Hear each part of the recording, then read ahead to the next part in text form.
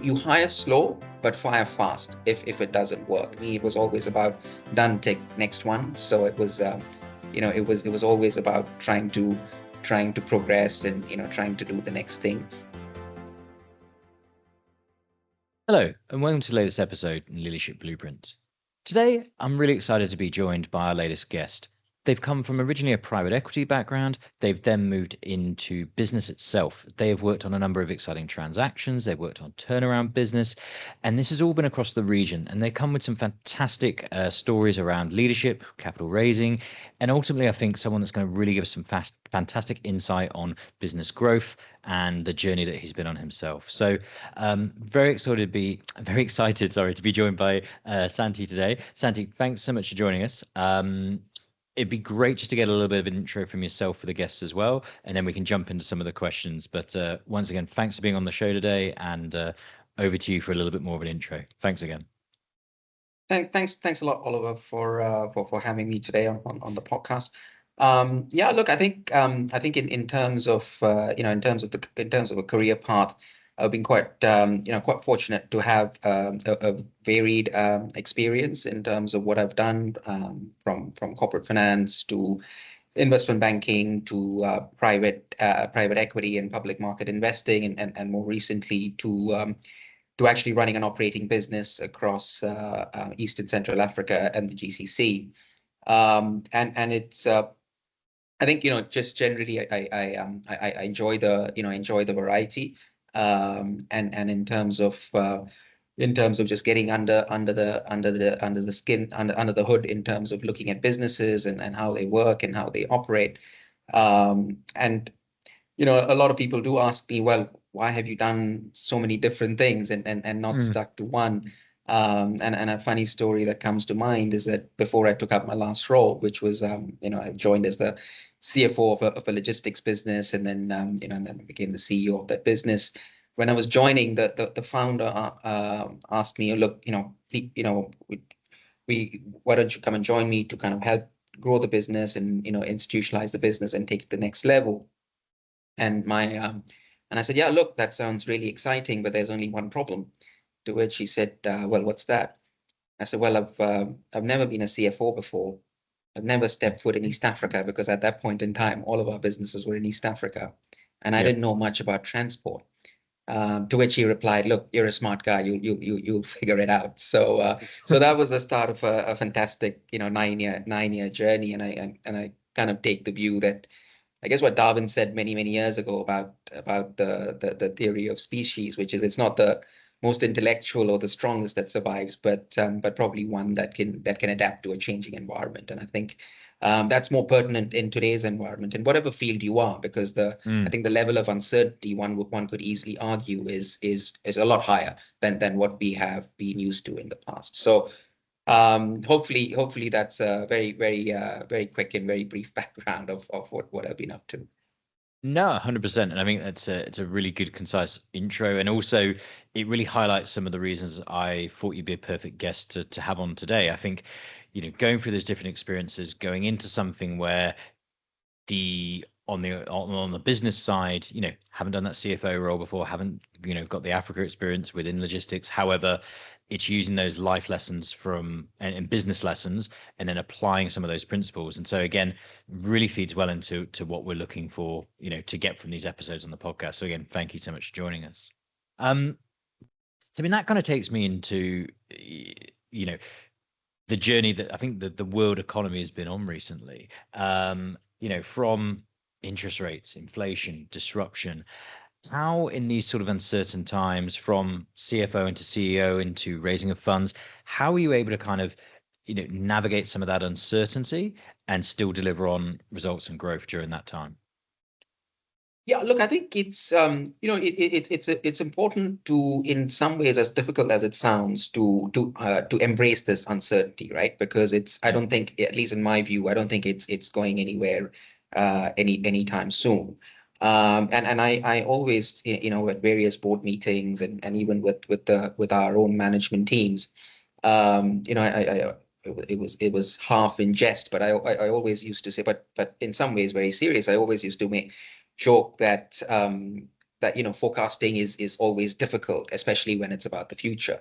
Mm. But but I think that's really the crux of it, in terms of understanding the business, understanding the business environment, and actually understanding the key trends that are shaping that are shaping the economy or the business that you're involved in, and then really trying to articulate a strategy around that, and executing that, right? Mm. I think there are probably, if you look at today, there are probably 4 or 5 key sort of mega trends, in terms of, there's a huge demographic transition that's happening, especially in the developed world, with the baby boomers retiring, and a once in a Yeah. generational wealth transfer. Whereas in the emerging markets, you have a large young population that's coming into the workforce, that needs to be gainfully employed.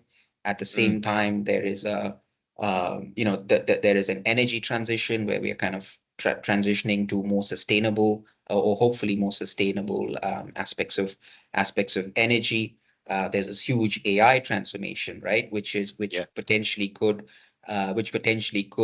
replace jobs that have typically been done by humans. I'm not a believer in the fact that AI will replace humans, but certainly humans using AI might replace Mm. humans who are not using AI, which I think Yep. is very fair. And all of this is happening in the context of large amounts of debt, both in the developed world, and emerging markets. So you have to, and it's never one trend that I Mm. think that you need to look at. It's always a confluence of these factors, that then determine outcomes. So I think in that regard, you you have to kind of constantly evolve to keep abreast of what's going on, but more importantly, how that impacts your own business. So if I kind of look at, Mm. which we'll, I guess, talk about in a bit more detail, in the last job in which I was the CEO, it became very clear to me, if you are only a transporter, Mm. you become a price taker over the long run, Yeah. because you don't provide the fully integrated service, right? So it's those discussions with customers that then led me and the team to go on the journey of becoming an integrated logistics and supply chain business across the GCC and Eastern Central Africa, through a combination of acquisitions, but also organically. But that's the big picture. But then actually executing it, building the organization structure, having the right funding Yeah. structure in place, rather, are the execution details, which are then also so for instance, when you borrow money, do you leave it floating, or do you fix it, right? So and that's a function of what's for the longest time, the argument was, well, keep it floating, because the rates are really the rates are really low. But if you kind of got into a floating rate arrangement much earlier on, today that would be highly catastrophic, because rates have kind of gone up, right? Yeah. Or so so we always took the view, look, we're not in the business of interest rate arbitrage, so we would always just fix the rate, which obviously in this day and age has proved to be a smart move in hindsight, I guess. Yeah. And I think a lot of what you're saying there is a very interesting sort of take on this. And I suppose what's interesting is, when you've gone into the last role, you're looking at changing the way the business operates as well. You're taking it into new markets, you're taking it into new products, and some of that is during tough economical times. Some of that is obviously during the business needing to change the way it's thinking, operating, and therefore some of the personal as well. What's some of the process and techniques that you executed on to enable you to get through some of those tough economic decisions? Because some of those were external factors and some were internal factors, but how were you able to evaluate some of those, get people on board, and then execute on, this is the way we're going and these are the reasons why, and the different solutions for that? What was maybe the one or two toughest scenarios that you had to work through, and how did that sort of structure together? Yeah, look, I think the key in especially when you're kind of going through a business transformation process is and going from a transport business to a fully integrated logistics business is a large change in direction, because for the simple reason, if you're a transporter, you're primarily a receiver of instruction from the owner of the cargo. Whereas if you're in the business of if you're in the business of being a logistics provider, you're providing a solution. So the kind of people that you need to deliver on that strategy is very different, right? But more importantly, they need to work together as one team to deliver on that goal. So let's say a piece of cargo starts its journey from Shanghai in China, and it's going to Harare, or it's going to Lusaka in Zambia. How do you stitch that whole kind of process together? And that requires a lot of communication, and for people to be on the same wavelength. And I think this is where, even as a finance professional, certainly you need to really understand the basics of the business, because how people are, because that will then let you have a much broader or better feel on how to manage people, and how to also get the best out of them, and how to also motivate and incentivize them.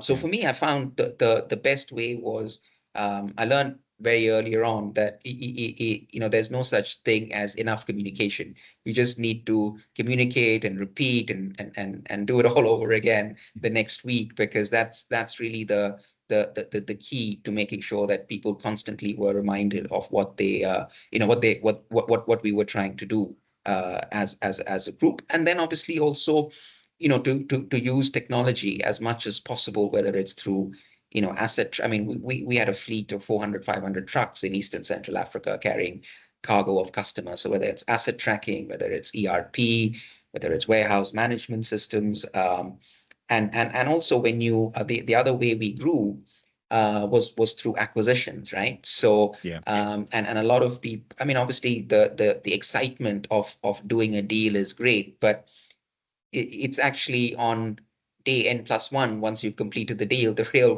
work starts Yeah. in terms of actually integrating the acquired business into what you have, and also changing not necessarily changing, but also the cultures can be quite different. So bringing all of that on board was also kind of challenging. But when you actually end up doing it, it's and then you're able to provide the solution to the customer. I think that's the you know that's where that's where we actually spent a lot of time on the integration of the customer, the process, the people, and the systems to deliver on. Okay. And so during the different economic cycles, you're looking at fundraising, you're looking at new opportunities. How do you get the balance between data and gut feel? Because I think, people have hired you and people are letting you make those important decisions due to experience. And part of that Yeah. is gut feel, but you have to be driven by the data as well. I always think it's very fascinating that how did you get the balance right between the two? I'm a firm believer in the fact that data without context is extremely, or can be extremely dangerous. Mm, So let me try and explain, right? Because if you are somebody who just sits behind a computer and is happy to look at numbers and Excel spreadsheets, but you have no context of the situation, of the various stakeholders, um, of the customer, it becomes very difficult to you will definitely, I think there's a high probability that you will end up making the wrong decision, right? And I'll give you, I'll give you an example. When we acquired a business in the UAE, I mean, that what the data told me was the following. It was a business that was going to lose two of its largest customers on day, probably 3 months into the acquisition. We knew that. It was a business that had been run from relatively far because the owners were foreign. And I felt there's a lot that could be done with the business, right? So there's an acquisition price that we paid to acquire the business. But if we didn't really get operationally involved to kind of change that business and change the profile of customers and actually implement some level of technology, you would have to pump in a lot more money into that business just to keep funding the losses, right? Yeah. So is that as the CFO, I was a CFO at that point, is that taking too much of a risk, or was that a calculated risk? As it turns out, and at that point in time, I was definitely the person who was going to say yes or no to that deal. So if I said no, we weren't going to do that deal. If I said yes, we were going to do the deal. But I also knew at the back of my mind, if we acquired that business, then that would also change the landscape of the whole group, because now that would catapult us into being a logistics business as opposed to just being a transport business. So, you asked the question, data versus intuition. I think you have to have context, and you have to know what is it that you're trying to achieve. And it's, a lot of the times I would have a hypothesis or a thesis, right? I would say, okay, this is how I see it. And then I would try and look at the data to see, well, is that supporting it? It's not.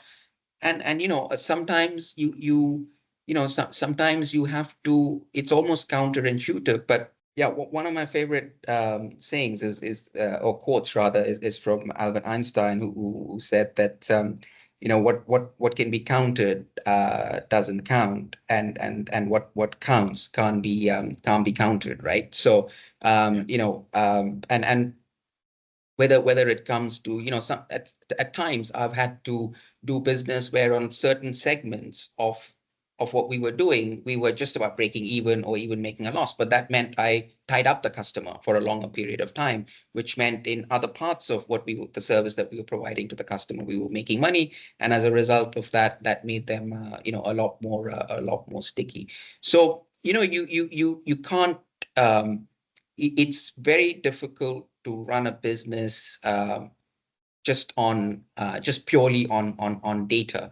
And a lot of the times you'll be, or I've often been surprised by the number of data points that you actually need to run a business properly. And you don't need a lot, you don't need a ton of data, because sometimes we also have this thing of, okay, just give me everything, and then nothing gets done because it's kind of paralysis, right? Because you just don't know. So and I think this is leads me to something else, is that or a related point, is that I think it's really important, before even you ask for any data, it's important to know what is the data that you want, and what is the data that you need to make an informed decision. And this is even more applicable in the age of AI, because today AI will give you a whole bunch of information, but what is the most important thing? The most important thing today is, what's the right question to ask the LLM to give you the answer that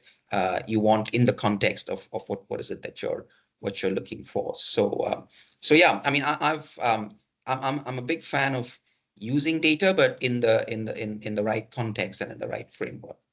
Yeah, and I suppose, so between yourself and then the teams that you lead, how are you ultimately then getting them out of the spreadsheet and into the strategy? And it's linked into very much what you're talking about there, but how are you then imparting that onto other people, where you're saying, yes, you do need to look at some of this data, but that to lead the strategy? Is there a sort of a lesson that you've been able to impart onto teams that you've managed to say, this works well as a way to get them out of just looking at the numbers and get them into thinking of the bigger picture? Is there any sort of takeaway you've been able to have success with? I think something that I was told very early on in my career, when I was starting out at Goldman, by my boss at the time, actually, it was a phenomenal boss, I might add, is he told me, Santi, business is as simple as ABC. And I said, what do you mean? He said, always be commercial, right? So the question then becomes, what does that entail? And I think it and as time progressed and I kind of got to actually understand what that means. I think it's really about understanding the customer. Everything starts with a customer, right? I mean, you build a business because you want to serve a particular need or needs of a certain segment of the market. So it's understanding the needs of a customer, understanding the competitive set, understanding where the industry is going, understanding the regulation. And I think especially finance people have a tendency to overcomplicate things, right? I mean, at the end of the day, and maybe I'm going to oversimplify it, what is business about? Business is about making sure that you generate more revenue than your cost, making sure that the revenue that you earn from the sales are collected from your customers, and it's making sure that you earn a return that is higher than your cost of capital, right? That's the Yes. only way you create value, or that's the way you create value.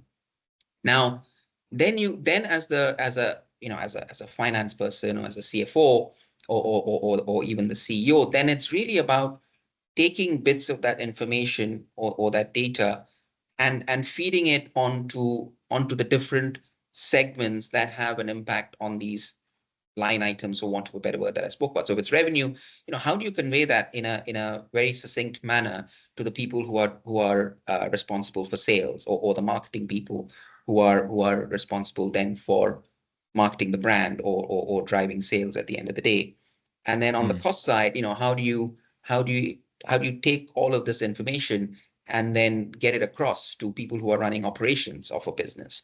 And then obviously, how do a lot of people sometimes, even at the, on the boards that I've been on, also get very confused with finance jargon, right? You just have to explain it in a very simplistic. Simplistic is probably the wrong word, but in a way that people can understand. And I think here again, this is what I mean by context. So on every board that I've been on, or on every management team that I've been part of, I would always make sure that I knew the backgrounds of all the people that were on the boards or on those teams, because then I would also tailor it in the way that they would understand from their experiences, right? Yeah. Because it's not it's sometimes you can get a bit carried away of trying to be, putting it in the way that you understand. But your job is actually to make sure that people that you're talking to are able to understand and give you input to ultimately grow the business and to create value. So yeah, I No, mean, it's not the it's 100%. not the only way, but that's the way I went about I went about communicating this.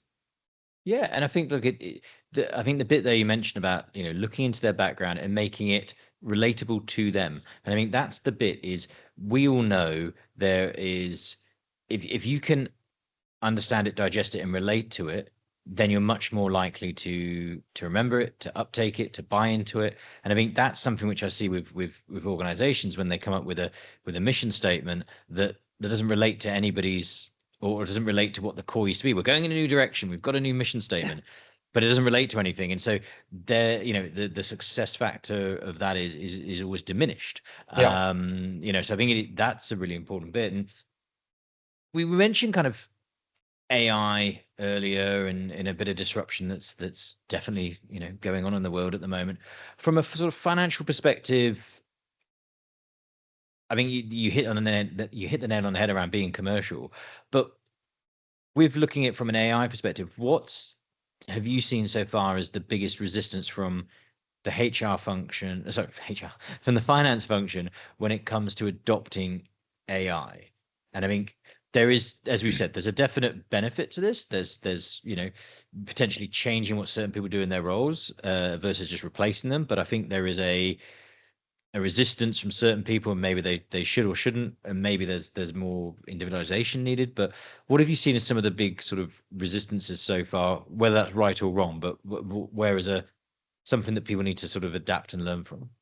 I think it's no different to embracing any other technology. I think just as humans, we're always a bit reluctant to embrace something that's that's new, but that's also evolving at a rapid clip, right? I mean, I think Mm. the pace at which the large language models are, or the LLMs, or are evolving is very, very, very quick. And especially if you're a large organization, it's very difficult to take the whole organization in that journey, especially when I think there is a belief, rightly or wrongly, that AI might replace my job, Mm. at whether now or at some point in time.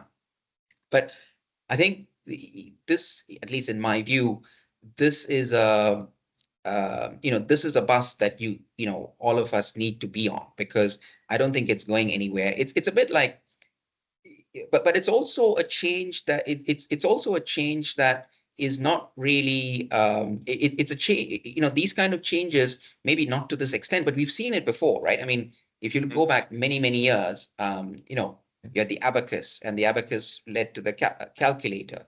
Then, the calculator led to Excel, and then Mm. Excel led to probably ERP. And now we are Yeah. in the AI age, right? But along the way, the person who didn't learn the skills that you needed to operate in an Excel environment probably didn't have a job, right? Or Yeah. became very, was kind of, wasn't able to perform to the same level as somebody who knew how to use Excel. So I think it's the same phenomena. But I think what AI, in my view, does is that a lot of the mundane tasks, or not to say that they're not important tasks, but tasks that are repetitive, tasks that just requires you to come in and do the same thing day in, day out, which potentially could lead to fatigue and could lead to turnover. Because if you look at most organizations, that the turnover of staff, or higher turnover of staff, happens in sort of the admin function, right? Because they're doing the Yeah. same Yeah. thing Yeah. day in, day out. But if you can make their lives a bit better, a bit more efficient, and AI can certainly do that. And I think that it has the potential to then really let people focus on things that can add value, and can use the data, or the information, or their time in other areas that can be, that can potentially be a lot more productive. But it's very Absolutely. clear that the AI is, AI or automation, whatever we want to call it, it's not going anywhere in a hurry, and I think it's just going to accelerate, and it'll have not just finance. I mean, I've invested in a business that does the creation of digital content, super efficient, right? Yeah. I know people who are doing similar things in the legal field. People are doing it in the accounting and finance, obviously, audit, customer service, and I think it's going to continue at a rapid pace. No, absolutely. And I think, we've touched on this earlier, being a great CFO, it's not just about the numbers, it is driving that strategy. And I think what I'm always interested in, and part of the reason for these podcasts, is what are some of the lessons that you've learned that worked well, and maybe some of the ones that didn't work so well when it came to defining and implementing some of that strategy. Could you share a couple of examples of, I found this worked and this didn't? That'd be really a good thing to sort of share with the audience at this point. Yeah.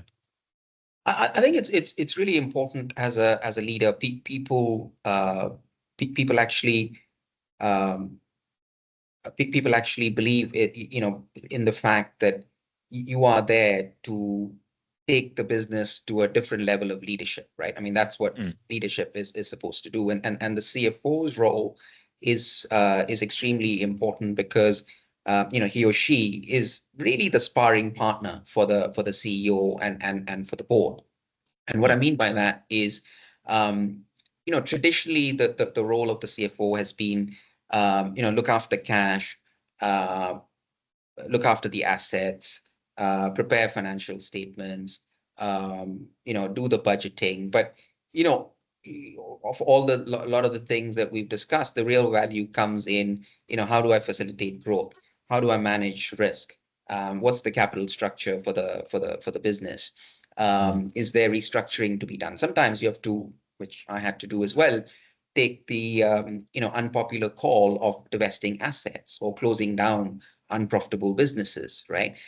So I think the and when I given the introduction where I didn't know much about the geography, the function, um, or the or the sector, one way for me to really understand, the business and where it was heading and the people, more importantly, to get to know the people, was that, because all of our businesses when I joined were in East Africa, I took the conscious decision to actually live in Dar es Salaam for the first 12, 15 months. So, spend 3 weeks of the month there, and then come back for a week to my family was still based out of here.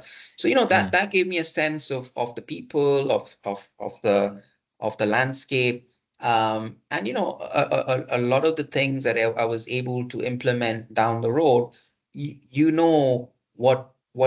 What can be done with relative ease, what needs a bit more work, and what's in the hard bracket, right? So you know how to allocate kind of different bits of work. So I think, I think in terms of a lot of the things that the founder and me and the rest of the team were able to, especially in my last role, was, well, whether it was the strategy or the implementation or the capital raising or the acquisitions, restructuring, getting new customers on board.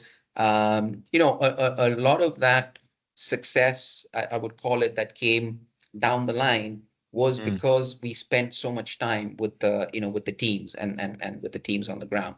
What probably, as we grew and as we had to hire more people across the various functions, maintaining the same level, maintaining the quality standards across every hire, and you'll know this better than me, when you're making multiple hires, becomes difficult. So the biggest learning for me, for me through that process, was that you hire slow but fire fast if it doesn't work, because I think by keeping people on for longer than they need to be, you are not only doing yourself a disservice, but you're actually doing the person that you hired in that spot a disservice if it's not working out.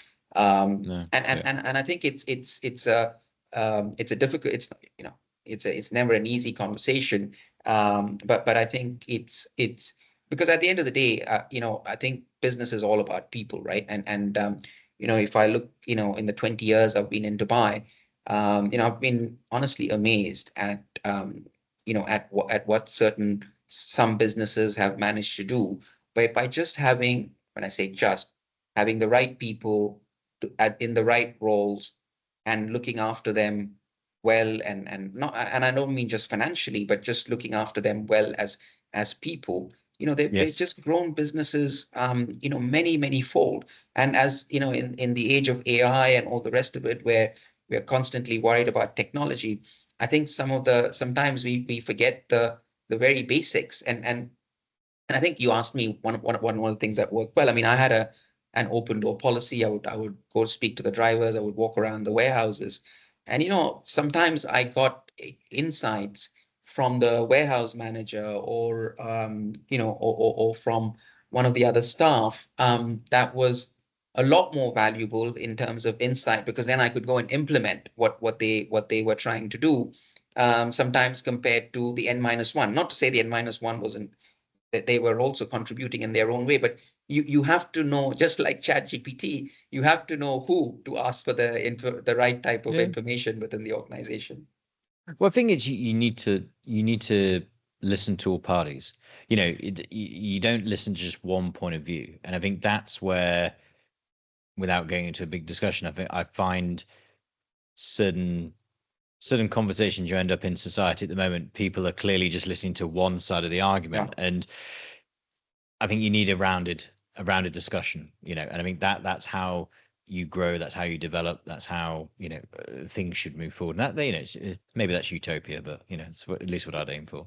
Well, if I may just add to that, so I think it's really important and critical, I may add, to obviously listen to, different viewpoints, right? But I think the one thing that I would add to that, but as a, if you're a CEO or a CFO, you're obviously the leader of the pack, right? But sometimes, but then when you take a decision, then that decision might not always be consensual, right? So you have to be the one that, or the person that's taking the decision has to be the one that carries that forward. So, and the example that I gave of the acquisition, the driver of that was me, right? So if it didn't work out, I couldn't turn around and blame the board and blame everybody else, because, so I think I always gave people the ability to make decisions, at different levels. But I also I was also very clear that, look, it's okay to be wrong, Yeah.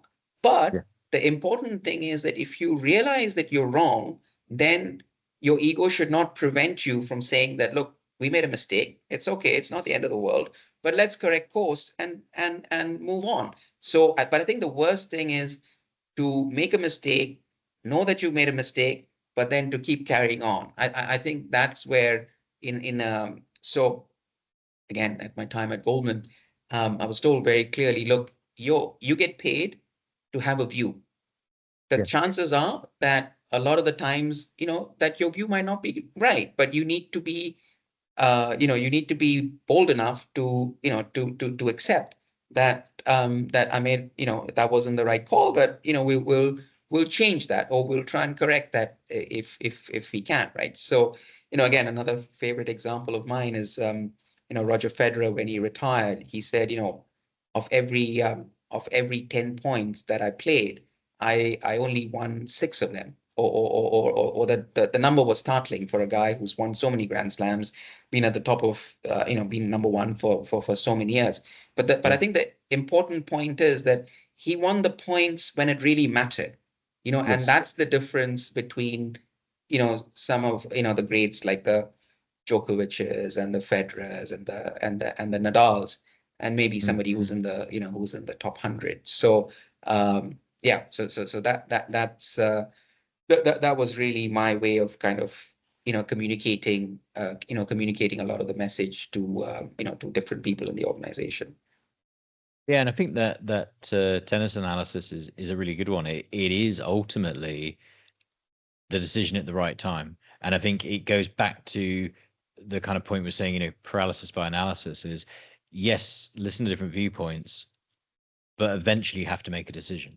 And I Yeah, think it's having the almost the backbone to live by that decision as well. And even if it's wrong, then yes, move on from that, timely, but don't go blame everybody else. And I think, it's a combination of all of those things. You have to listen, you have to, you know, take in that information, but then there is a point you have to lead and make the decision. And I think it's getting that balance between all of it. And I think it ties in nicely with all the bits we've been saying today. And I think something that's keen to sort of get your thoughts on. I always kind of, as we move towards the end of an episode, I always like to get a kind of a potentially a sort of a 3 points idea, and I'm going to link one of them very nicely together. So one is kind of if you were looking back to a younger you, what would kind of be one of the biggest learnings, or one of the messages you tell a younger self, if you're willing to listen. The other bit you were mentioning was around uh, obviously, the CFO is effectively there to support the CEO, and so on and so forth. You obviously made that transition. So when you had to effectively replace yourself, um, what were some of the things that you would look for? Because you were coming from that financial background. So not every CEO comes from the CFO background. So I think, did you look at things in a different way? Did you have some different expectations? And what would you give as advice to a CFO trying to make that transition to the CEO role? So that's kind of the second one. And then finally, just this is the sort of trend, or into the future, this is something that you see as a big continuing disruptor. And I don't just mean AI, but something going forward, and maybe a skill set, maybe something that you would recommend to individuals to kind of focus their career on a little bit. So kind of an A and a B and a C would be a great way to kind of put a little stamp on the end of the episode. And And again, that can be stuff we've said today as a summary, or that could be things that we've not mentioned you're going to bring in as new bits of info. So yeah, those three would be a really interesting one for sure. Sure, I think well, I was smiling to myself a little bit because you said, my younger self. I still like to think I'm young, Oliver, although Sorry, my okay. wife and my daughter constantly remind me how old I'm getting. But yeah, look, I think,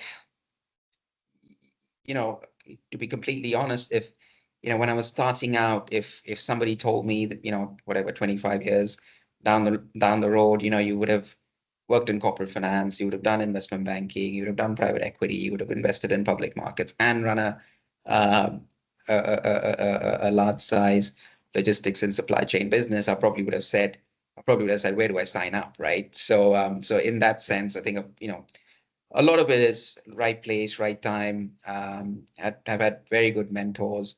So I think, so in that regard, I probably wouldn't change too much. I guess on a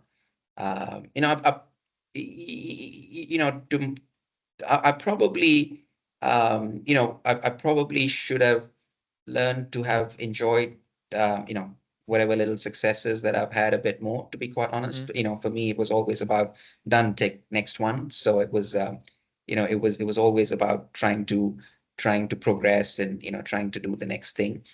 Which is why when I finished my last role, I just took 5-6 months off to kind of because I think sometimes Well earned, well earned, yeah, well to earned. refresh, but also I think there's not too many times in life you get to start with a clean slate, Yeah, and to think about what are the some of the things that even we've discussed today, right? Some of the key trends, where things are heading, and then how do you position yourself for the for the next phase of growth. hmm Um, Look, I think your second question between, I mean, the CFO and the CEO. Um, I I think I'll tell you in my view what both of them have in common, which is unfortunately not that common, is that both of them should have a relentless focus, in my view, on the customer. And because I think that's where it all starts. And quite frankly, that's where it all could end very, very badly if you're not careful, right? yeah, So I think a lot of the times, the CFO, for whatever reason, is doesn't really understand what the customer is going through. What is a typical the sales guy or the CEO, if it's a large enough piece of business, will go and try and win it, and then the CFO kind of comes in at the contracting stage. And I'll give you a real life example of where it actually worked very well for us. Is that even when I was the CFO, and to this I've got to give the founder a lot of credit, is I would actually be driving a lot of the customer meetings along with the CEOs, along with the business managers, and along with the founder as well, in certain times. So and that's actually what led to us moving, or to me, to suggest to the founder and the board that, look, being a transport business was a good thing in the past, it's not anymore going forward, because what the customer wants is an integrated logistics and a supply chain solution, right? yeah, yeah, So I think it's really important for for a CFO to go and visit the customer, see their operations, see their premises, and really get to understand, and I often joke about this with with my colleagues and friends, is that I actually enjoyed the CFO role a lot more than the CEO role, because in the CEO role it was fun as well, but it was more about managing people, or managing the whole organization from a people perspective, whereas within the CFO role it was, you had a smaller number of people to manage, but also, I think some of the stuff that we were able to do as a team was high impact, and was yeah. executed properly. Um, So I think it's really also important to have a a CFO and a CEO who can take a view, right? And who can take risks, because the biggest risk I think is sometimes not taking one at all. That doesn't mean you just Yeah. bet the farm, but I think that it's really important to know what are the risks to take, because without that there is there is no reward.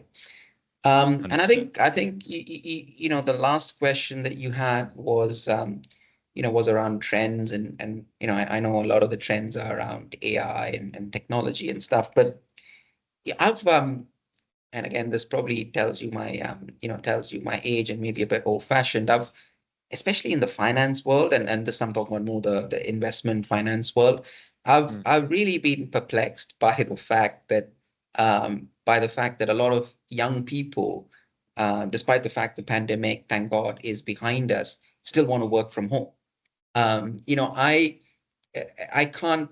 I mean, like I said, I was very fortunate to have good mentors, but the amount that I just learned, especially when I was young, coming Mm. through as an Mm. analyst, as an associate, of just being in the same room as CEOs, CFOs, senior professionals, whether it's in private equity or my other colleagues, and the typical water cooler conversation that or even just being around my peers, the Yeah. amount that I learned, and it's so it's like in some ways, when you're at that level, it's still an apprentice business, right? So it's like if you're a plumber or a mechanic, you can't do it from home. You have to show up Yeah. to do it. So, um, but having said that, I do think that work from home offers flexibility to working moms, or people who want to still have a career, but I'm just using working moms as an example, but it could apply to both male and female.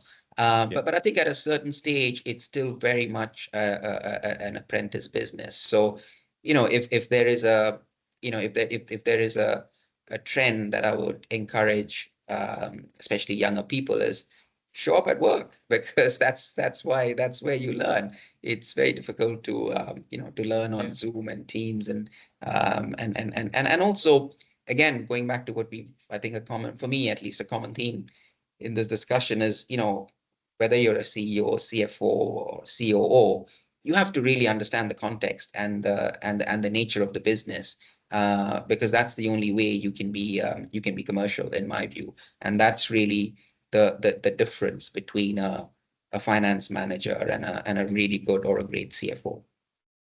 I mean, that's a great way to finish, and it ties it all together really well around it's knowing the business, knowing people, networking, and the soft skills then come from those interactions and those relationships that have been built. And so, yeah, I think while today there's been a lot of great stuff we've discussed, I think that's a really strong message to finish on.